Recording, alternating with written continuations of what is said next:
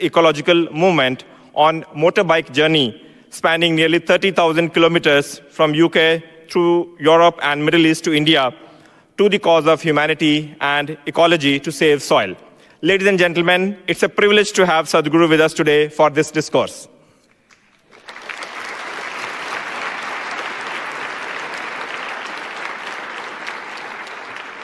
I would also like to share with you that after the discourse, there will be a question and answer session, which Sadhguru will be answering. So if you have any questions, you can keep it in mind and raise hands when the time for question and answer arrives. Without taking any further time, I will now pass on the floor to the dignitaries on the dais and would request Ms. Nadia Isler, Director of the SDGLab, who is representing the Director General of the United Nations Office at Geneva, to begin the discourse with her thoughts, followed by other speakers. And I will also request DDG IUCN to moderate the discourse.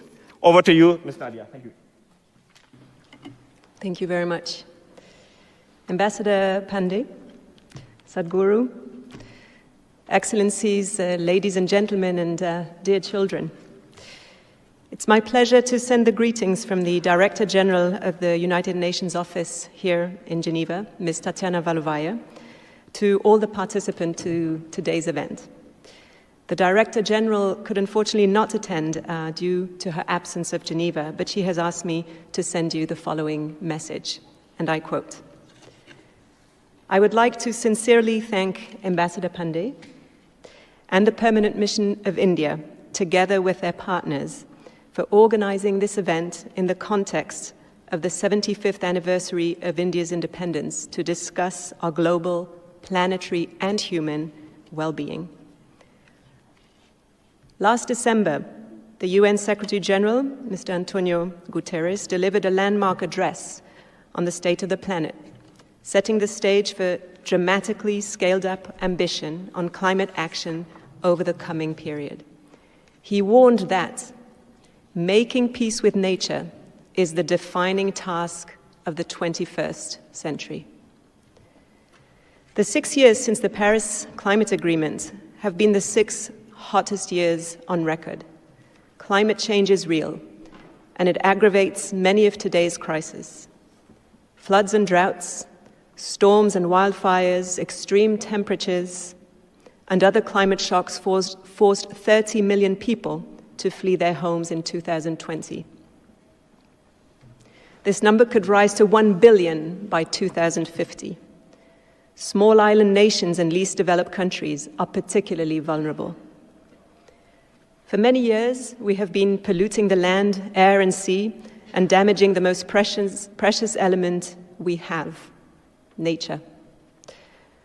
Our one planet is being destroyed, and human behavior has been the main factor that has brought us to this point.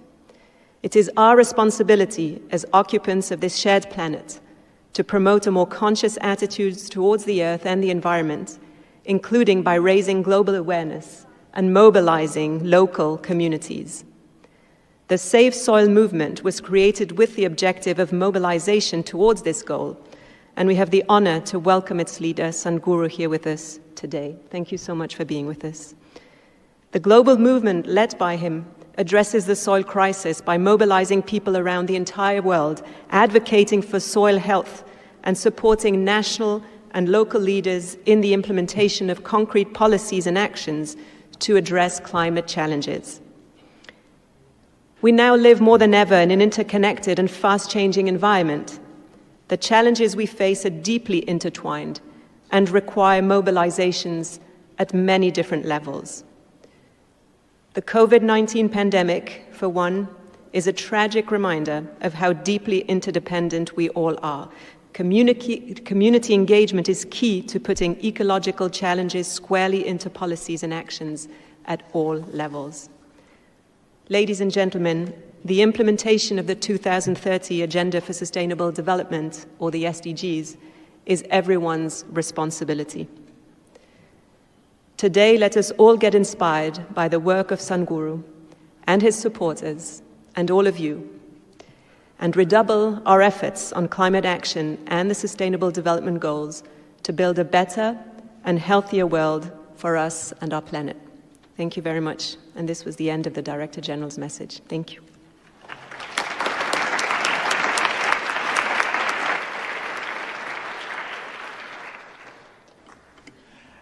Thank you very much, Nadia. And now I'd invite Naoko Yamamoto, the Assistant Director General of the World Health Organization, to make a couple of opening comments. Thank you. Thank you very much. And Your Excellency and Ambassador, dear Sadhguru, and dear friends and colleagues and children, it's my great pleasure to join this event together with you to discuss about the soils and humankind. And I'm also looking forward to listen to Sadhguru's vision of the conscious planet. So soils plays an important role in human health. However, as the ambassador has already said, that video said that this role has often been misunderstood or underappreciated. So for a long time, I'm working in the public health, but in the public health, we have been addressing soil mostly in the context of the potential threat of human and health. We have often thought about unhealthy or contaminated soil that can expose human toxins and pathogens, or about crops in nutrient-deficient soil. So we are not seeing the whole picture in a more holistic manner. But now we have a growing body of evidence showing that healthy soil plays a fundamental role in safeguarding human health, food security, and nutrition. So we know that healthy soil favor food crops higher in nutritional value. This contributes to promoting a healthy diet, which helps to prevent many risk factors of non-communicable diseases and provide more prevention and protection against infections.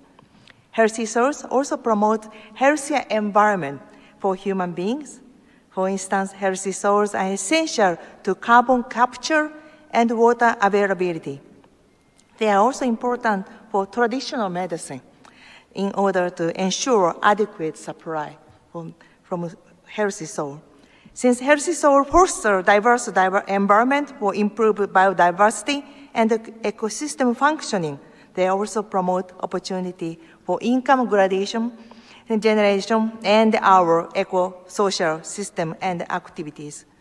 We need healthy soil for healthy forests, rivers, and oceans, and healthy human beings. However, we have not always used and protected soils as we should have. For WHO, it's clear that health for the soil is part of the larger ecosystem. This is what WHO and other UN agencies call One Health. One Health is an integrated, unified approach that aims to sustainability and balanced, optimize health of people, animal, and environment. They are closely linked and interdependent. So One Health cross across the boundaries of animal, human, and environmental health, and it looks for the holistic way to understand the health and how diseases emerge and spread, including COVID-19. So protecting and promoting health soils is an important contribution to One Health approach. So we know agriculture contributes about 25% of global greenhouse gas emission, and we know that land use change is the single biggest environment driver to new disease outbreak. We also know that overuse of pesticide or synthetic fertilizers has major consequences of the biodiversity. Soil degradation contributes to climate change, and climate change also reinforces land degradation through more frequent, severe, and prolonged heat events, forest fires, and erosion. So as a global community, we need to work together to address One Health approach. Therefore, OIE, FAO, UNEP, and WHO for UN agency are now finalizing the One Health Joint Plan of Action, which includes the integration of environment to One Health and address the food, translation of the food systems. So we still need to work more comprehensive manners. We need to better address human health in a holistic approach with soil ecology, agronomic crop production, as well as food science and nutrition. The multidisciplinary research will be essential to move forward. So we have many things to do, but like Sadhguru said, that conscious planet as a fundamental in this process. We are very happy to working together with all of you. So thank you very much again, this opportunity. Thank you.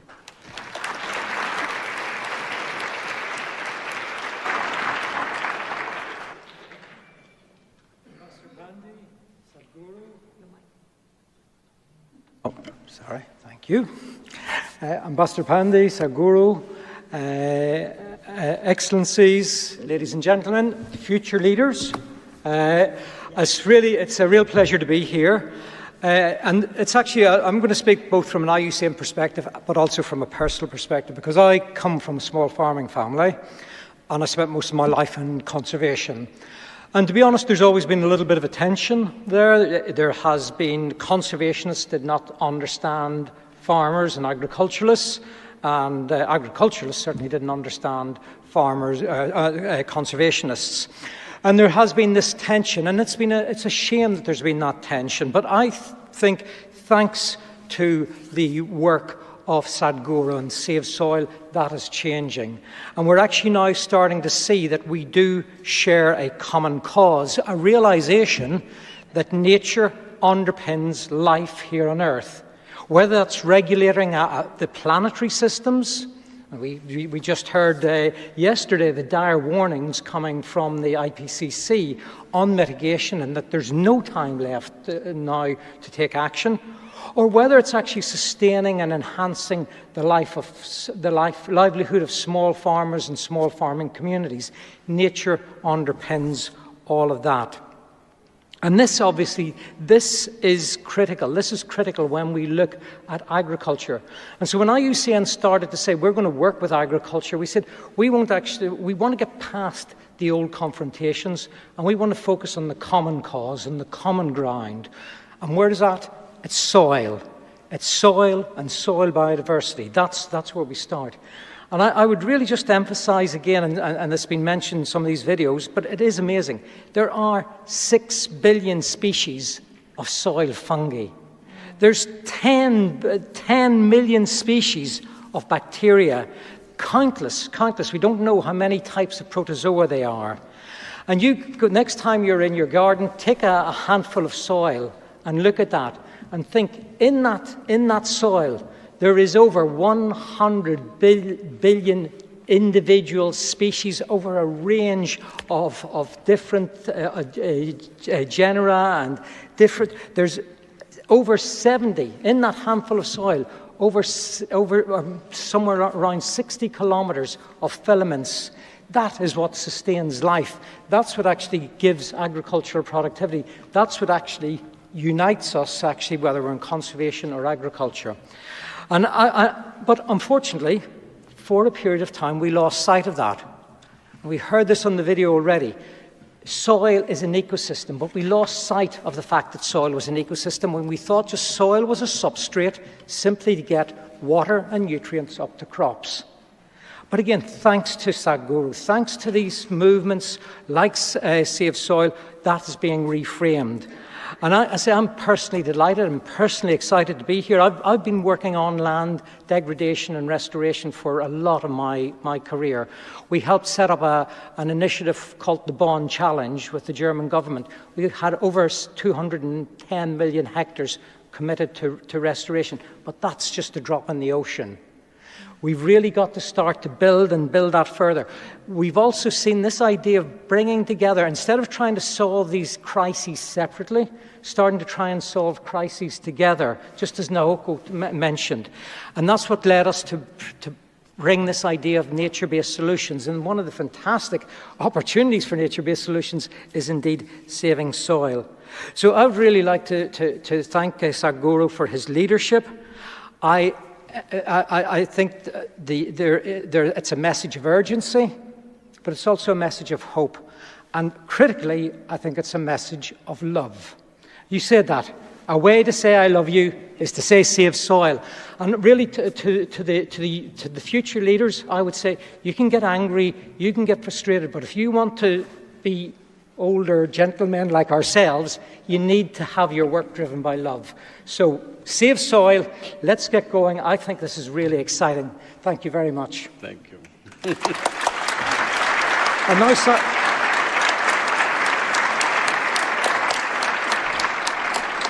Sadhguru, the main events, we'd really like to hear from you and hear some of your reflections. Namaskaram and good afternoon to all of you. Well, it's fantastic to see the commitment of the SDGLabs and… I'm sorry, SDG, correct. And of course, our ambassador here at the UN and Madam, yes. And the IUCN coming out so passionately, it's fantastic. Only thing I don't like about him is he's calling me old. I called us old, you and me. Because I don't want to get old in this 84 days that I have, I need to stay good. 30,000 kilometers at this stage of life is not a joyride. So, anyway, it's wonderful that everybody is beginning to see this in this direction. I've been talking about this for the last 30 years. Everybody says it's fantastic, and it dies right there. So I don't want you people to again say, Sadhguru, fantastic, I'll go home and sleep on it. That's not what is needed. We need to understand, as a generation of people, we are that generation of people who are in a cusp of time right now, that if we do the right things now, we could be that generation which turn back from the brink of a disaster. Or we could be that generation which slept through and fell over and grieve over the disaster. Why I'm saying this is, well, we're in Europe and World War I happened. We grieved over that, oh, we shouldn't have done this, never again another war will happen. Before we could forget it, when the same generation was still alive, number 2 happened. Then we thought, this is it, after this we're never going to fight again. And we made League of Nations and United Nations. We said, we'll never fight again. How many wars since then? Then the year 2000 came, the young people stood up and said, we are millennials. I don't know whatever it means, I'm in both the millenniums. It's a fortune, half in this millennium, half in the next. Whatever it means, they said we are a knowledge-based generation, we are technology-based generation. There will be no such wars, that is the fools of 20th century. 21st century, how many wars? How many nations destroyed? Once again, you have things in the neighborhood going. So I'm saying there are a whole lot of people who will allow disasters to happen, who walk into disasters and then grieve over it. With this soil issue, I would like to be that generation who turn back from the brink of disaster doing the right things. What is the right thing to do? Well, there are any number of scientists who put their life into soil sciences, but they were never heard for whatever reasons. They have spoken here and there, but really, in the policy making of the world, their words have not been taken, unfortunately. I've been interacting with various agriculture ministries of various nations. Almost every nation on the planet, even today, largely addresses soil as an inert substance that you can fix by adding this chemical or that chemical and fix it. Well, let me bring this to you already, he very eloquently said that. Soil is the largest living system not on the planet. In the known universe, there isn't anything like that. The first 15 to 18 inches of soil, what magic it is unbelievable. Even if you sow death into it, life will sprout out of it. There isn't another substance or there isn't another place like that anywhere in the universe that we know. But we've been treating it like it's some kind of a material that we can use and discard. Well, there is no room to discard because the only place you can put back anything is back into the soil, really. Wherever you put it, that's where it goes. We are born out of it, we live off it, when we die, we go back to it. Now, we've been busy pointing out differences between you and me. Oh, you are of a different gender, different race, different religion, different country, different. How many differences have we found? But soil is one unifying factor. This is not only for ecological purposes. As human beings, to find a common ground, to find a common denominator among ourselves is most important, because otherwise we will not solve solutions, we'll not find solutions. Even with best intentions, we will only multiply problems, which we have been doing. We have been expressing our good intention all over the place, but we are only multiplying the problems because we are always looking at the divisions between you and me, how we are different. All of us come from the soil, we go back to the soil. Will we get this when we are alive, or will we get this only when we are buried? This is the only question. If we get this now, we could do something wonderful. If you don't get it now, you still make good manure. I'm saying, somehow you will be eco-friendly at some point. So, what is it that we are asking for? There are many complex… I'm sorry, could we… I don't… Can we raise the volume a little bit so that I can stay away? I'm sorry. Hello? Yep. There are many complex solutions that any number of people are offering, technologies, applications. I respect all that. But for all this to work, we must have reasonably alive soil. If soil is not alive, your technology, your applications, all the great ideas, none of them are going to work, because this is the life-making material. Can I tell you a story? Is it okay? A story is allowed in a… This happened in 2060, this happened. A group of scientists sought an appointment with God. They got it and they went there. And they went there and told him, "Hey, old man, you've done pretty well with creation. But today everything that you can do, we can also do. It's time you retire." God said, "Oh, is that so? What is it that you can do?" Then they said, "Look at this," and they just dug up some soil, made a vague image of a human child and did all kinds of things, and in a few minutes the child came alive. God said, "Oh, that's very impressive, but first get your own soil." So everything that you have seen as anything living, whether it's a worm or an insect or a bird or an animal or a tree or a man or a woman, anything that you have seen as life has come from the soil. It is because of that material we are able to manufacture life. The cycle of life is on because of that one thing, otherwise it wouldn't happen. Well, there are many complex solutions for everything, but the simplest thing we need to understand is the microbial life as he was describing. I'm sorry, what's that name? Stewart. Stewart, I'm sorry. I'm traveling so much, on the motorcycle, my brain is flying away a little bit. So you lose some of it, the winds. So, as Stewart was eloquently saying about how many trillion, nobody knows how many trillion, we know it is in numbers that we cannot count. It's beyond our computing systems. That is how complex it is. So this complex material, how does it live? How does it thrive?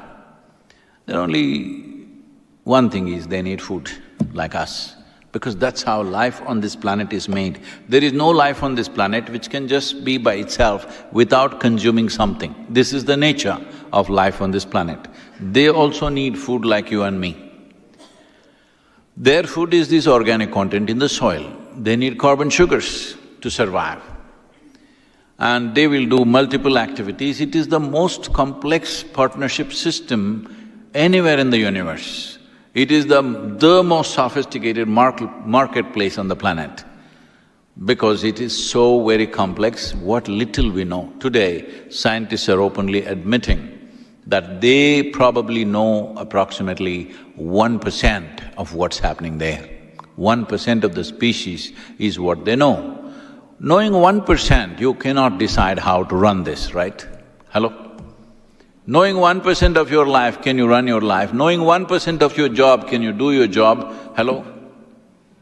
We know 1%, and that is mind-boggling, that 1%. That's how complex it is. So one important thing is to put back nature to whatever extent possible, without disturbing human life and human market systems on the planet, to put back natural systems as much as possible. This is the only answer we have. Rest is all lot of talk because we know only 1%. Knowing 1%, if you think or you are a master of that thing, that would be the stupidest thing we did in this… on this planet. So it's important that we put it back to its natural cycle. Put it back to natural cycle means just give them food to eat. Why are they being denied food to eat? This started happening somewhere between 45 to 60 years ago, actively across the world. In some countries, it might have started a little earlier. They came up in… I think in 1916, a German scientist came up with a magic powder. It is a nitrogenous fertilizer. So people took this magic powder and put it on the land and boom, crops just bounced out like that. I'm calling this magic powder because it really did magic for the farmers at one time. I know in regions of India where when the fertilizer came, the yield went up by 300% for many farmers, 3 times over. So definitely they bowed down to this powder and said, this is magical. But the problem is we forgot. It is like you are doing quite well, but you went to the doctor and the doctor said, your calcium is not good, your iron is not good, your folate is not good, and gave you 3 pills. Next day you took it and you felt really good. Then you decided, this is it. Instead of 3, I will take 300 and I don't have to eat anymore. And then you know what happens? That's exactly what's happened to the soil. We started thinking just by throwing the salts, everything will happen. No, in a doctored way, if you apply it, even today, it'll work very well, it's important. I'm saying this because a whole lot of urban population in the world goes on talking about, now the words get replaced, same mentality. They said all these days everybody was talking organic farming. This is an urban fashion. Those people who have never farmed in their life like to talk about organic farming because they've never done anything. So if you go to the marketplace, there is one apple marked as organic. What is the other one? Is it inorganic? I want to know. No, what you're trying to say is the level of fertilizer, pesticide, this, that. You need to understand, largely nobody sprays pesticide on a full-blown fruit. Generally, it's in the flowering time that they do it. It won't usually get into the fruit. These are all paranoia. I'm not saying fertilizer is not getting in, pesticide is not getting in. Yes, in grapes and other things it is there. I am not trying to discount that factor. All I am saying is, today if you take away all the chemicals from farming on the planet, our food production will come down to 25% of what it is right now. That will be a massive disaster, it'll be death, literally. So we cannot really think about it. If you increase the organic content, slowly the use of fertilizer will start coming down, it will slide down very, very slowly, and we have to go that way. How to increase the organic content? There are only 2 things: plant life, animal life. There is no other technology, there is no other material, there is no other planet which can provide you that material. Only on this planet you have to produce plant life and animal life. There is simply no other way to put back organic content. Well, about carbon sequestering and many other things, we can talk endlessly about it, but the important thing is, if you increase the organic content, the microorganism life in the soil will enhance itself, and they are the basis of who we are. We are a consequence of their activity, both in terms of evolution and today as an ecological species. When we say ecology, don't think it's a subject matter. We are the ecology. 60% of your body is microbial life, only 40% is your parental genetics. So you are the ecology sitting here. Hello? You are the environment too. So we thinking we'll fix the environment, we'll fix the ecology, that is the distance itself is causing a lot of problem for us. So the simple thing is this: put the food back for the microbes. That is the organic content. To put this back, you need either plant material or animal waste. There is simply no other way. So this needs to happen. For this, you need a policy incentive, otherwise farmers will not go back to it. 50 years ago, every farmer knew this and they were doing this. Today we've just lost this for about a generation or maybe 2 generations have lost this and now we've forgotten. We have to have plant life and animal life on the farm, otherwise you can't put back the organic content, but that needs an incentive. So, right now instead of branding things as organic, in future we need to look at this. Right now in, let's say in Northern Europe, an average organic content in the soil is 1.48. In Southern Europe, it's about 1.2. In United States, it's around 1.4 to 1.5. In India, large percentages have only 0.68%. And in Africa, it is 0.3%, which is desertification, serious desertification.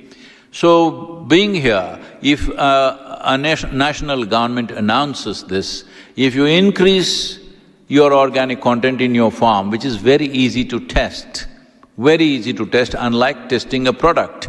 Testing a fruit or a vegetable is very complex, it takes a lab. This can be just done on the farm by the farmer, that you can test the organic content of the soil.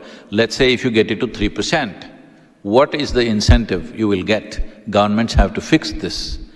Once the government fix this, and let us say you go to the marketplace, now somebody has marked this apple as this comes from a land which has 3% organic content, there is enough science to tell you, if it has 3% organic content, what are the micronutrients which will be present in the apple that you eat or the fruit or vegetable that you eat, and what are the health benefits that you have. For all this, there's enough science.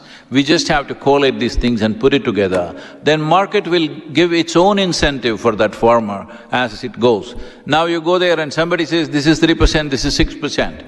You want to buy the 6%, obviously it'll cost more, but instead of eating 8 oranges, you can eat 1. That's the difference it will make. So, this is something that needs to happen now, not tomorrow, because if you start the policy making now, for it to fulfill in terms of action across the world, it will take anywhere between 8 to 12 or maybe 12 to 20 years' time before it happens across the globe.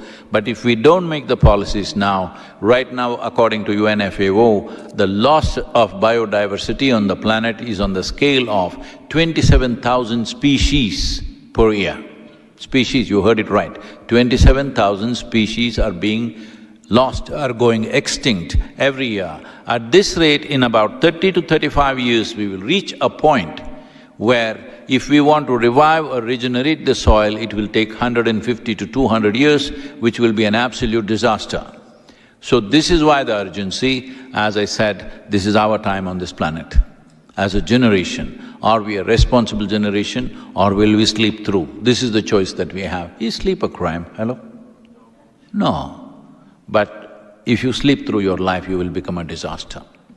And you will see, a crime is better than a disaster. Yes, it is.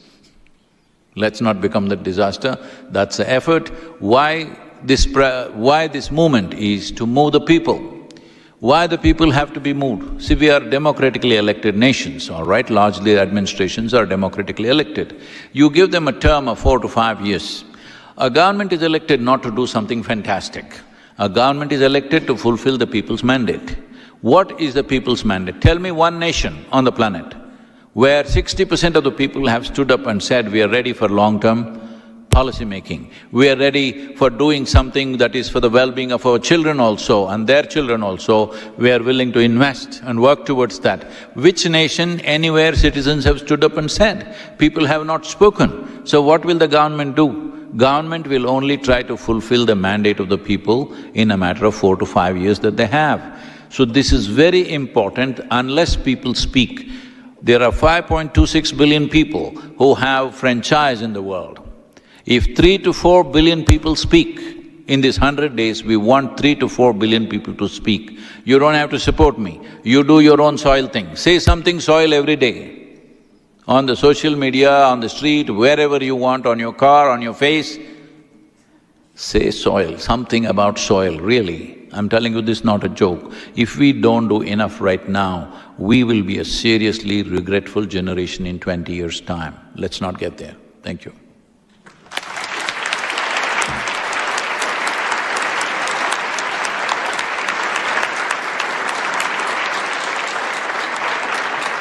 Well, thank you very much, Sadhguru. That was, I'm sure, like me, you found that really inspiring. Let's see if we can take a couple of questions. Let's see if we start with the future leaders, because you're going to be dealing with this issue longer than, certainly longer than me. I'm not going to speak for Sadhguru, but certainly longer than me. You're going to be dealing with this issue. So has anybody got a question? Yeah.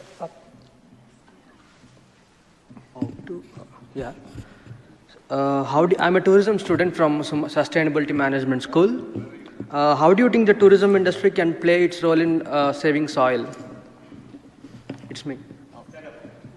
Yeah. We need to put legs on tourism. Oh, I'm sorry. The microphone is down there. Please sit down. It's okay. Yeah, thank you.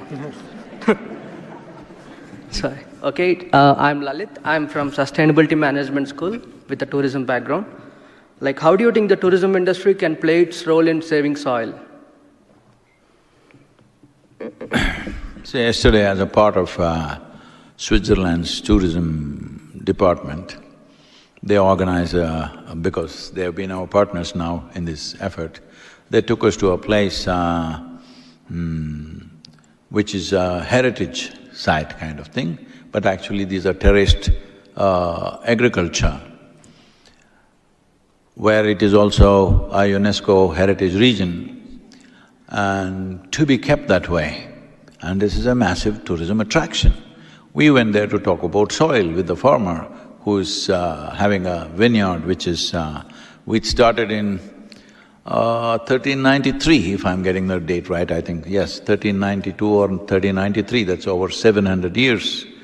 So a 700-year-old farm or 730-year-old farm, whatever it is, today we are visiting it for its soil condition, but it is also a big tourism draw. It's very important that preservation is not just what human beings have built. What is naturally there also needs to be preserved. That also can become a tourist attraction. Well, there are many natural wonders in the world, we're going to it, but we're always looking at something that is standing up, because this is human idea of doing something must stand up, something that lies there. We need to change our perspective about this. Something that lies there is the basis of all that stands up, including you. I'm sorry I asked you to stand up. So, we can create tourism out of this. Right now, India is making efforts to bring back what is called as, village tourism, to bring back cultural tourism and agriculture as a part of it, where tourists are coming from different parts of the world to come and work in the fields of India. Not on a large scale, it's happening very small scale right now, but it could be enlarged, that especially for the youth who think food comes from the Volt app. What is your food app in Switzerland? I'm saying Volt because in Germany it was Volt. What is your food app? In India we have Swiggy, Piggy, so many things. What is yours? Huh? Uber Eats. So people think, young people are beginning to think food comes from Uber, all right? That's a very Uber idea. So, for them to go and see how actually food grows and be a part of it, even if they spend 3 days there and get their hands muddy, I refuse to use the word dirty, because in some nations we are calling soil as dirt. If that is dirt, all of us are dirt bags. That's what it amounts to, hello? So, it's very, very important, and I must tell you this, we have… now we have changed the name. Earlier this used to be called as a yogic hospital. Now we call it a rejuvenation center because we had problems with the word hospital. Here, there are always people who are being treated for something or the other. We don't treat them with a comfortable bed and a nurse treating them and helping them. No, we put them to work in the garden and they get well. Believe me, if you get your hands and feet into the soil, your body reorganizes itself in such a miraculous way, because 60% of your body is microbial life. It needs that connect badly. So we can make health tourism and agricultural tourism, above all, people to have that experience of growing something. If you're willing to take a 70-day vacation, you can grow your own crop along with the local farmer. Well, if you do it yourself, it'll be a disaster. At least he can make you feel you did it. That's a good tourism idea. Thank you, Sadhguru. And actually, I'll just second that idea. I think it's grow something. Even if you live in a little grow something, I think actually to just make that connection and see it grow. When I get back from this today, I'll get out into my vegetable garden. I'll grow my own vegetables. It's super inspiring. So I'd encourage all of you to do so. Another question? Okay. Let us see, for sake of gender balance, let's see if we've got… Yes. Okay. Hello, my name is Tomi Pajarin and I'm originally from Finland. The microphone stand is a little bit short, so I'm sitting here, but I'm still a live person here. So, thank you, Sadhguru, for your very powerful videos and all the other panelists for their comments. So when I go to the supermarket and buy tomatoes, or tomatoes as they may be pronounced, they may indicate on the packaging that the tomato may be from Spain or Italy, but there's never any mention about the quality of the soil. Has there been any discussions to address this food labeling question in this regard, please? Not at all, because soil has not been in focus at all. I think on the video you saw Lord Billimoria speaking. He was at one of our events in London, and he said, Sadhguru, I was at the COP26 for a week and a half. It was 2-week event, but he was there for a week and a half, and he said he addressed over 30 meetings or gatherings that are there. But he said, I never heard the word soil the 10 days that I was there. I also spoke to a few other environment ministers from different nations, and they also said similar things. We never heard the word soil. So the soil word is a dirty word that people have been avoiding. So this is one reason to change the narrative on the planet. This movement's fundamental focus is that, to change the narrative, because without changing the narrative in a democratic society, nothing moves. So all of you who are here, right now, I asked for 1 million Earth Buddies. I think we have about 400,000 plus, I think, right now, if I'm correct, somewhere around that. And an Earth Buddy means you dedicate to spend at least 10 to 15 minutes a day to enhance the soil message in the world somehow. Use the Twitter, use the Facebook, use the Instagram or whatever gram, all right? Somehow enhance the message, because I want you to appreciate this. This is the first generation ever in the history of humanity who has the ability to sit where you're sitting and talk to the world. Never before such a thing was possible. Many great beings have come, but when they spoke, hardly 10 people could hear them. This is the first time that just about anybody can speak. That… what do you have, a smartphone or a dumb phone? What do you have? I'm just checking. You have a smartphone? So if you have a smartphone, you should not waste this phone just to send silly messages. That you can do a little bit, all right? I'm not against anything. You can do a little bit of that, but the important thing is, this is a powerhouse. If you use it right, you can change the world with that instrument in your hand or in your pocket right now. Hello? Hello?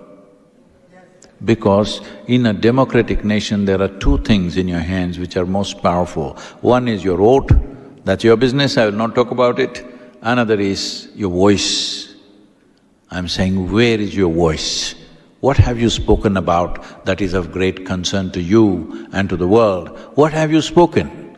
Please look at this. It's time to speak. If you don't speak now, it'll be wasted. About soil as a important aspect of whether it's a tomato or an apple or whatever it is, it has to come in the world. in what kind of soil has it been grown, rather than telling me this is organic or inorganic.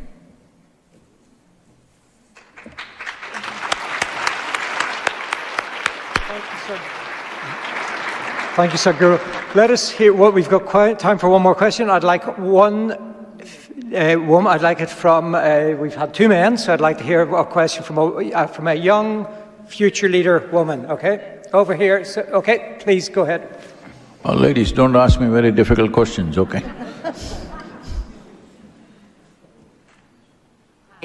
Can you hear me? Yes. Great. Hi. Thank you so much for this. It's been really wonderful. My question is on, I would love to get your thoughts on the feasibility and the potential of a potential carbon-based financing mechanism or type of currency in order to be a policy in order to really inspire carbon sequestration, not only in our soils, but in our forests, and to really bring the power back to the folks on the ground. Do you see that happening in the future? If you are asking for a prediction, will it happen or not?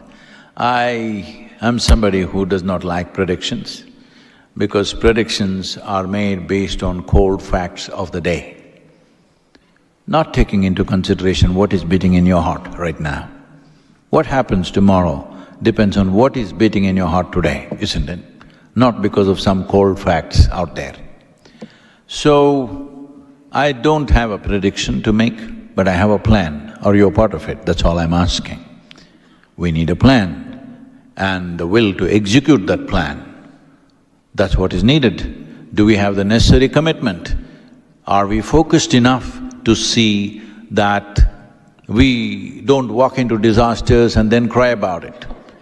We are capable of mitigating disasters before they happen. But if you mitigate a disaster, you don't get any award for that, you won't get any recognition for that.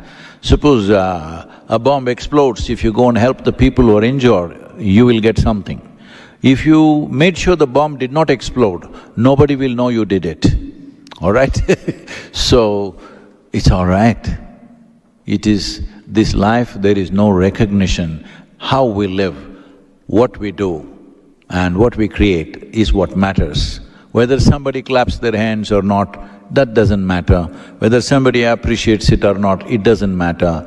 The important thing is, what do we stand for, what have we created, how are we as human beings? When I say human beings, we must understand that all other creatures, the percentages I'm just throwing, okay, don't take that seriously. Most creatures are made like this. 90% of their life is fixed by nature. Only 10% latitude for their individual personalities to develop. With the human being, as human beings, we come largely unformed. Only 10% is fixed by nature, 90% is in your hands. This is what human beings are suffering, this freedom. This freedom to be the kind of person or being that you wish to be, that is what they're suffering. So people are not suffering their bondage, they're suffering their freedom. Daily struggle is just this, how to be. So, how to be in this world at a time like this? This is our choice. If we know how to be, we definitely have a plan. If we have a plan, then all we need is a relentless commitment to execute that plan. Now, what I'm asking the world is extremely simple. 192 countries, for all of them we made a small document which is a handbook to make policies on top of that.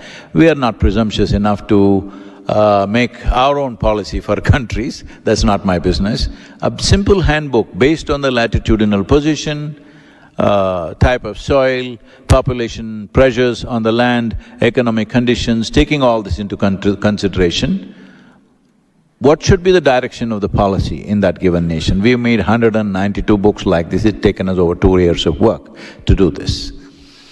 And some of the top scientists have participated in this. Now we are reaching this to every nation, but for them to take it seriously, we need 60% of the population to move, to say something about soil in a concerted way in a limited amount of time. If you say it over 20 years, it'll be lost. It must be said in this 100 days. Because you're wonderful people of Switzerland, I'm giving you 16% discount, because 16 days are already gone, 84 days you have. 84 days, make as much noise about soil as you can. Let the world reverberate with the word soil, because soil is not about me. Soil is the basis of our life. Soil is the basis of every life that we see around us. So right now, the important thing is to move people. About carbon sequestering and the carbon market, these are important because first incentive, I want the government to come, that's the way it works. The government has to give the first incentive. The second incentive should come from these corporations and others who will give the carbon credits. The next will come from the market. On the whole, the farmer will benefit in a big way. This is very important for us. We have done some kind of a survey in India which shows that not even right now 63% of Indian population is in farming, but not even 2% of the farmers want their children to become farmers because it's such an atrocious profession. Yes, a whole lot of them want to commit suicide because simply it's impossible to make ends meet and it's a terrible thing to do right now in the world. It is very important in the next 10 to 15 years' time, we make agriculture in such a way, a farmer will earn at least as much as an engineer or a doctor or a lawyer. This needs to happen. Otherwise, nobody will have the skill of this magic, performing this magic that we call as agriculture, because this is the magic of transforming mud into food. It's not a small thing. It is the greatest thing and the most vital thing for our life.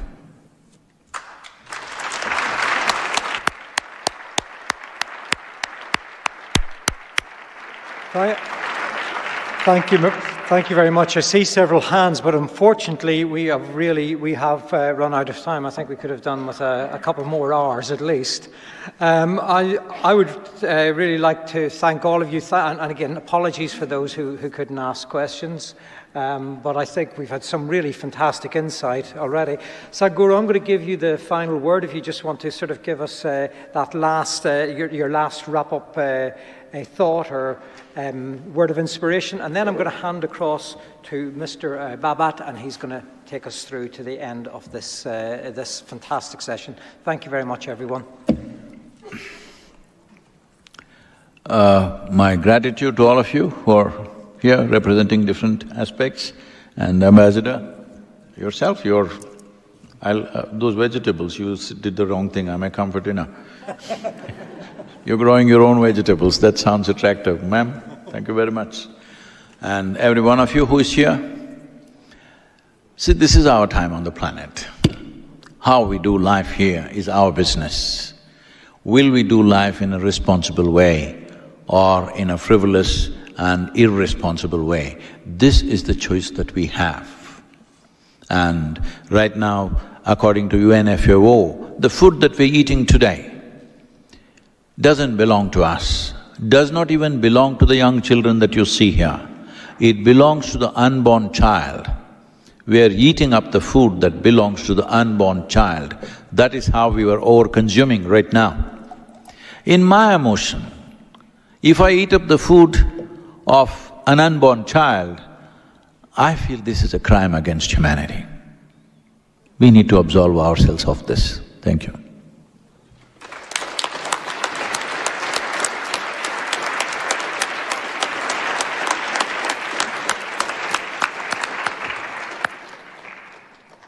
Joyful and awakening, inspiring and thought-provoking. This has not been an ordinary experience. This has been extraordinary. And I am sure all the participants, they are going to get this experience, get converted into action to think, feel, and talk about soil.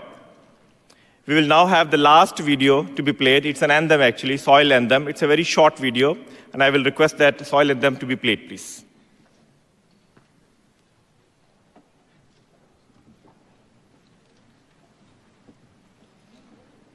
La la la la la la la. La la la la la la la la la la la la la la. This very body is soil. My body, your body, everybody is just soil body.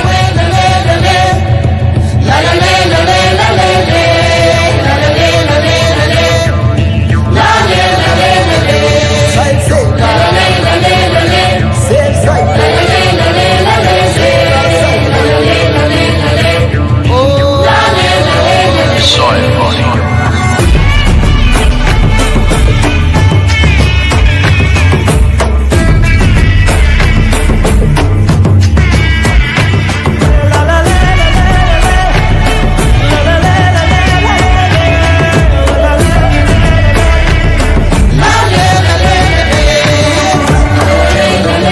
magic of soil is it turns death into life.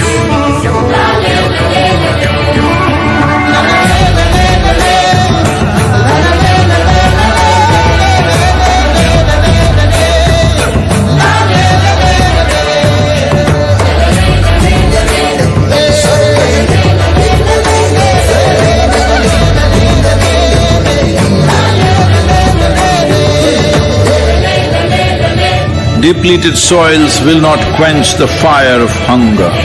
Unquenched hunger can burn the very world. This is a generational responsibility. Save soil. Let's make it happen.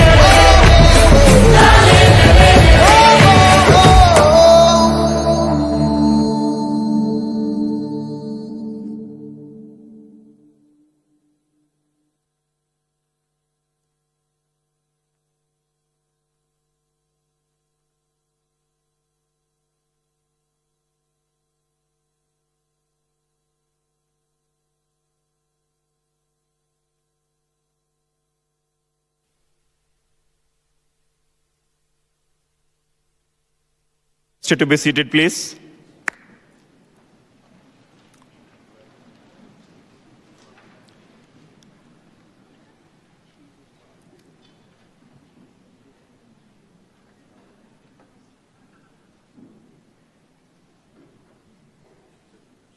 Truly overwhelming, that brought goosebumps. We will now have a photo op, and I will request one of our volunteers to please give Save Soil posters to all the 5 dignitaries, so that we can have a photo op with the posters being held by our dignitaries.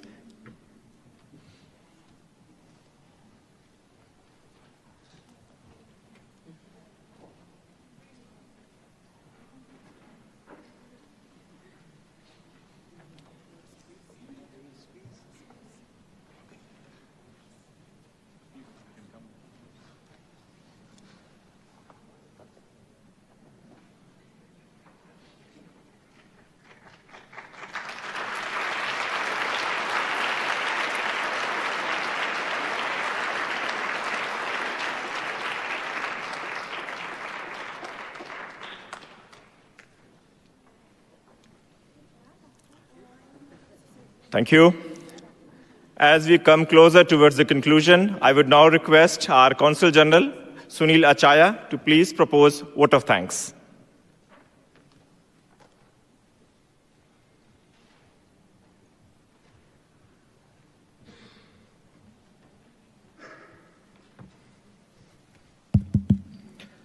Respected Sadhguru Ji, Permanent Representative of India to the UN, Ambassador Indramani Pandey, distinguished speakers, Ms. Nadia Eisler, Dr. Naoko Yamamoto, and Mr. Stewart Maginnis, Your Excellencies from the international organizations, permanent missions, and consulates, esteemed guests, members of the Sadhguru Ji's entourage, members of the Isha Foundation, the Indian community, and my colleagues from the Permanent Missions of India and the Consulate.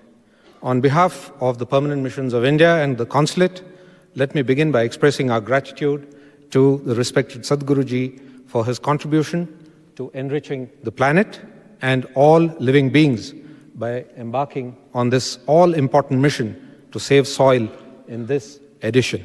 I say this edition because, as highlighted earlier, in the past, you launched a movement on the theme Kaveri Calling to save rivers and protect the most important element of life, that is water. You have sought to undertake this journey to educate us on the need to sustain soil nutrients. Realizing this, Sadhguru Ji has received overwhelming support of countries that he has traversed so far. It is a testimony to the importance of the mission that he seeks to highlight, which is in consonance to the UN's Sustainable Development Goals. Sadhguruji, we would also like to thank you for the very catchy anthem, which is unique in its own way. I'd like to also express our gratitude to Ms. Nadia, Dr. Naoko, for their wonderful exposition on the subject, and Mr. Stewart for his insightful views and for consenting to moderate the discourse. Moving on, Your Excellencies and esteemed guests from within and outside the diplomatic community, you've taken time off for your busy schedule to be present and participate in the discourse on, as I said, an important topic on saving soil, an important building block of life. I would also like to express our profound gratitude to the DG UNOG, Ms. Tatiana, for having provided this venue, which in itself adds a certain prestige to the event. To her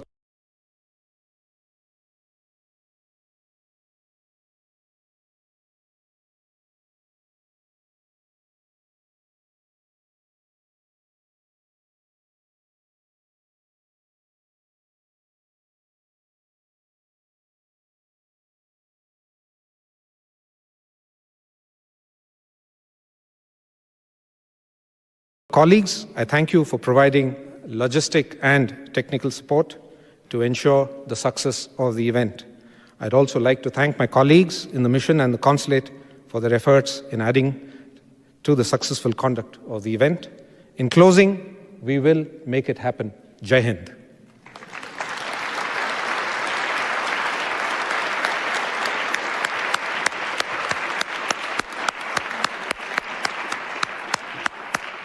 Thank you, sir, for the vote of thanks. We now come to the conclusion of this discourse today, and I, on behalf of the permanent missions of India to the United Nations, to WTO, and to the Conference on Disarmament, the Consulate General of India, and our partners, Isha Foundation, would like to thank you all for joining in today. And we look forward to our future events that we'll be organizing in the coming days. Thank you so much for all of you for joining this event today. Thank you, and Jai Hind.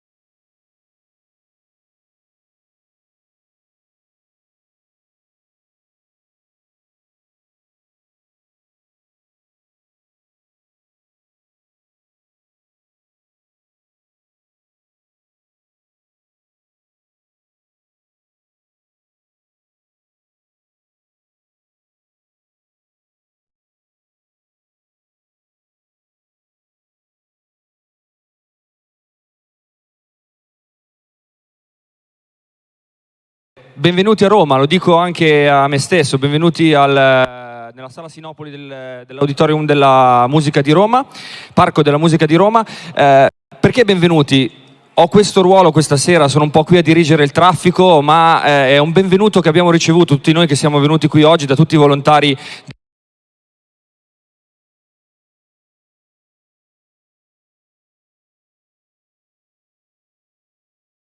di Conscious Planet, i volontari di Save Soil, il team che sta organizzando questo evento. Questa sera è un delirio, signore e signori, e quindi mettetevi comodi perché c'è tantissimo da vedere. Un sacco di ospiti con noi: Bruno Rissas, Elisa, Noemi, Malika Iane, Fabio Volo, Giovanni Caccamo. C'è il CEO del World Food Program, Manoj Juneja, questa sera, che parlerà e insomma è una personalità importante che si rivolgerà a questo auditorio. E siamo tutti qui per una sola causa: salvaguardare il suolo del nostro pianeta. Con noi fra poco sul palco c'è e ci sarà il fondatore di Conscious Planet e di Save Soil, Sadhguru.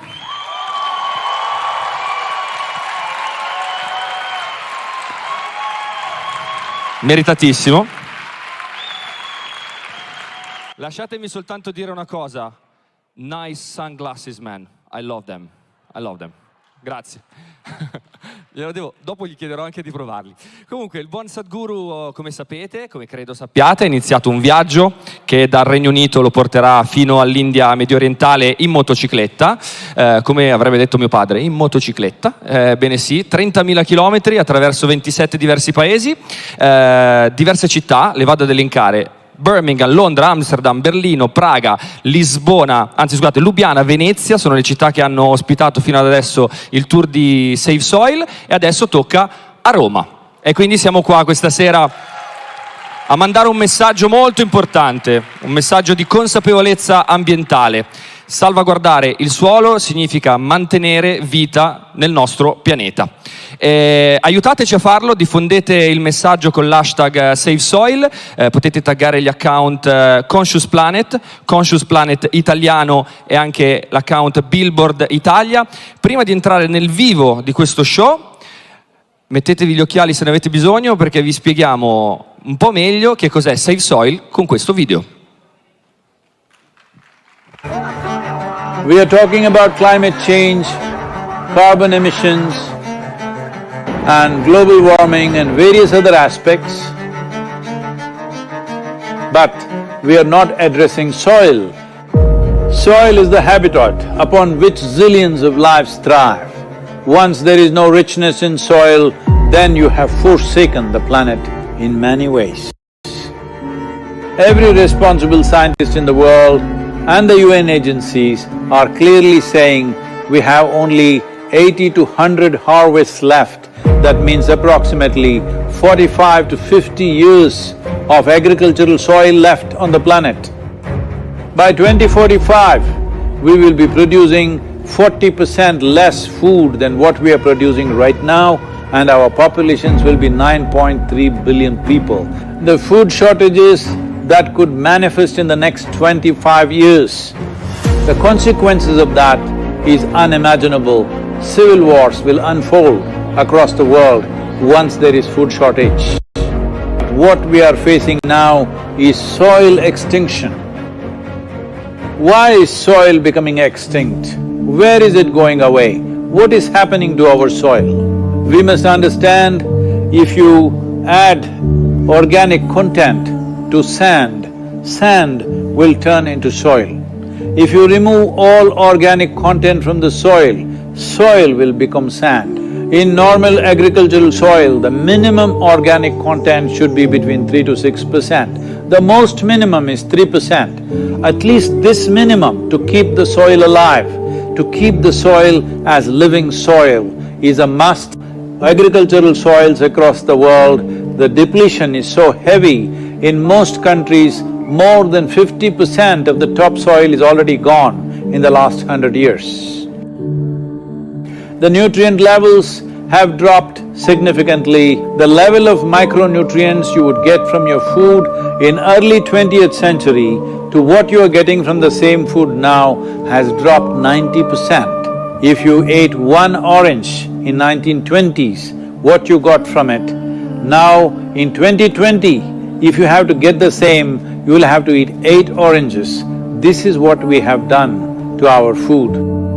Soil is the biggest ecosystem on the planet, and so few people know anything about it. 1 teaspoon of healthy soil probably contains more microbes than there are people on Earth. The microbial life in the first 12 to 15 inches of topsoil is the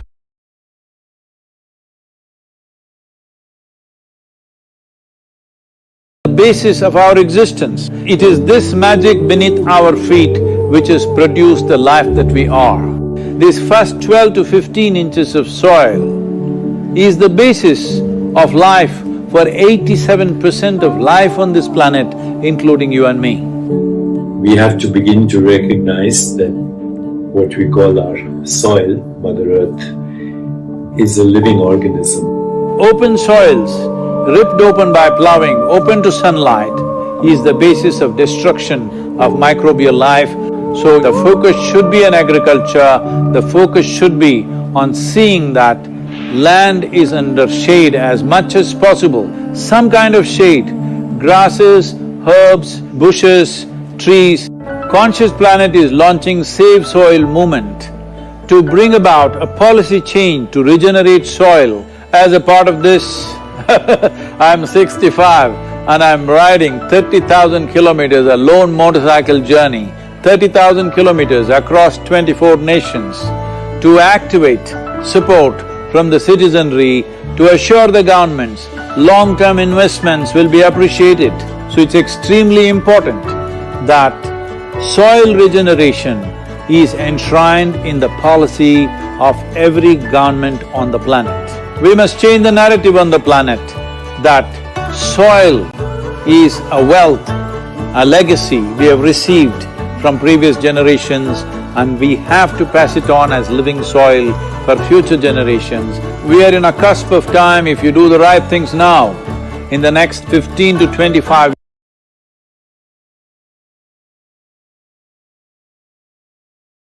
years, we can significantly turn this situation around and regenerate the soil. But if we allow this to progress like this for another 30 to 40 years, after 40 years if we attempt this, then it could take 150 to 200 years because that much loss of biodiversity would have happened.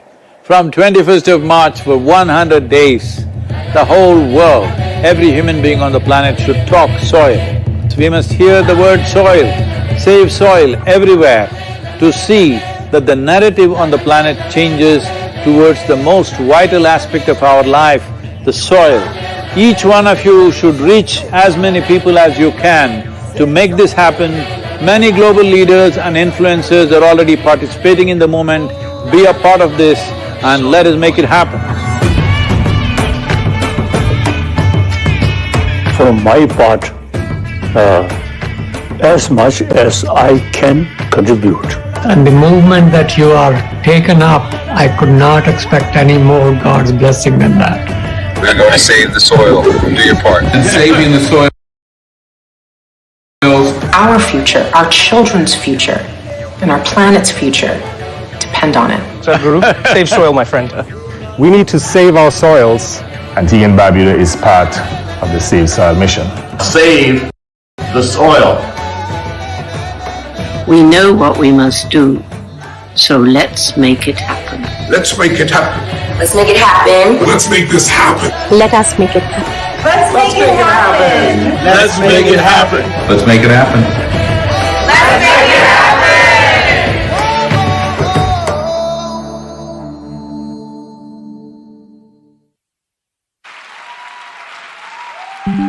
Save Soil. Bello grosso.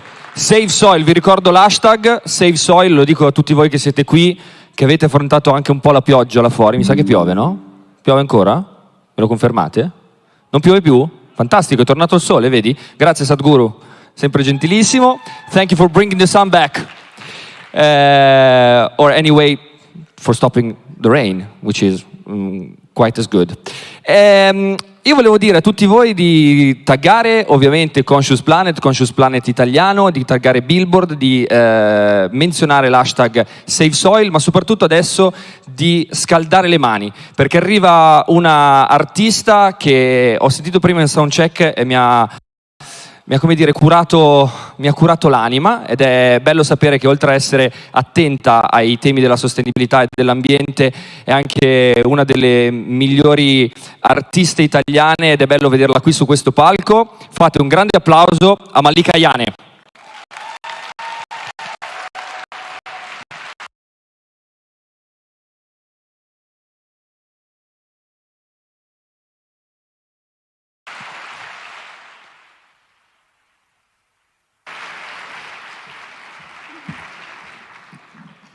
Buonasera.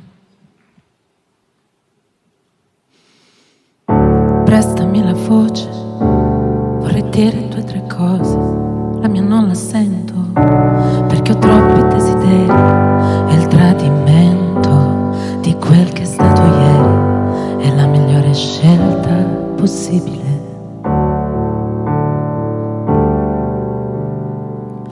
Letto sulle labbra, scritto sulle mani, c'è una scadenza per gli amori irrazionali. Se ti cercherò sarà la conseguenza alla necessità di incanto e di bellezza.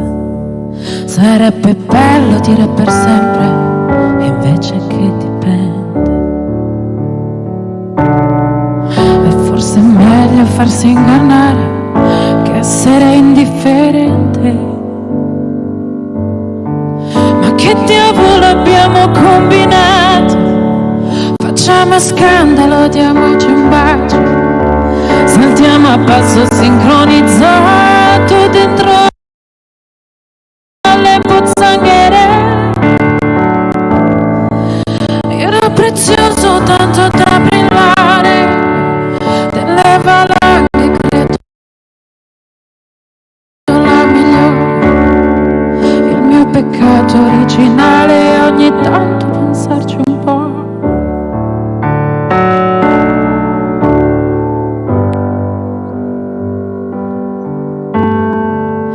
Non insegnano a temere i desideri né ad assecondarli come si fa con i doveri.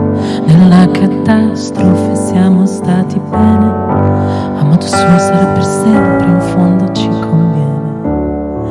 Sarebbe bello dire per sempre invece che dipende. E forse è meglio farsi ingannare che essere indifferente. Ma che diavolo abbiamo combinato? Facciamo scandalo, diamoci un bacio. Saltiamo a passo sincronizzato dentro le pozzanghere. Era prezioso tanto da brillare nelle valanghe, temo la migliore. Il mio peccato originale, ogni tanto sarebbe bello dire per sempre invece che dipende. E forse è meglio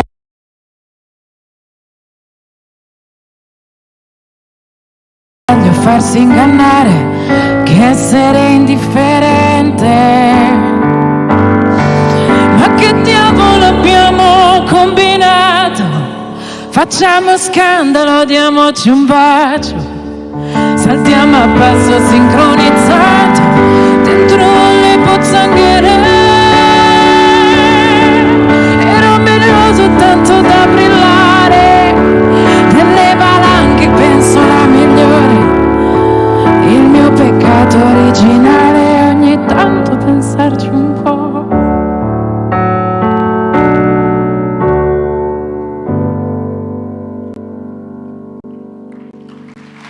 Grazie.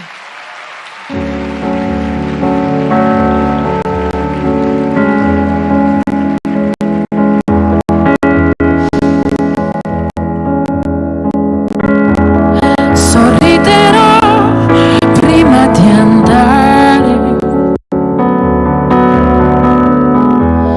Basterà un soffio e sparire.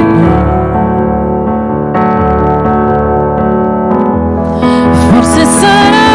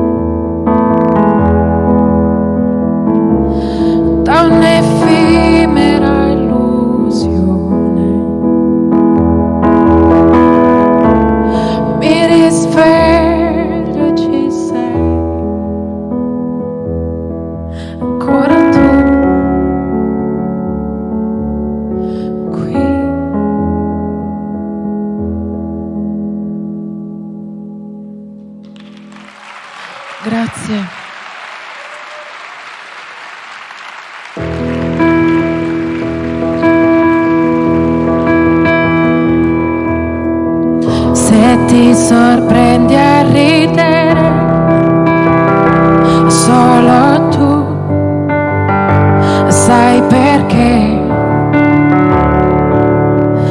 Come un contagio passa già da te a chi ti guarderà.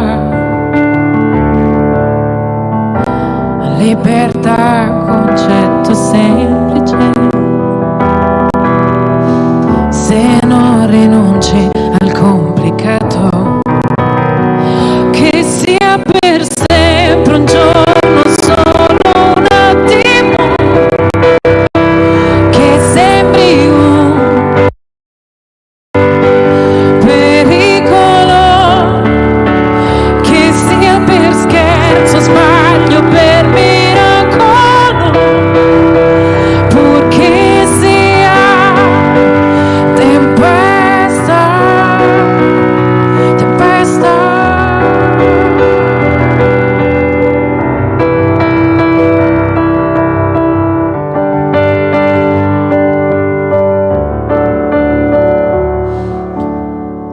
Rubare tempo e non lo so, non è così difficile.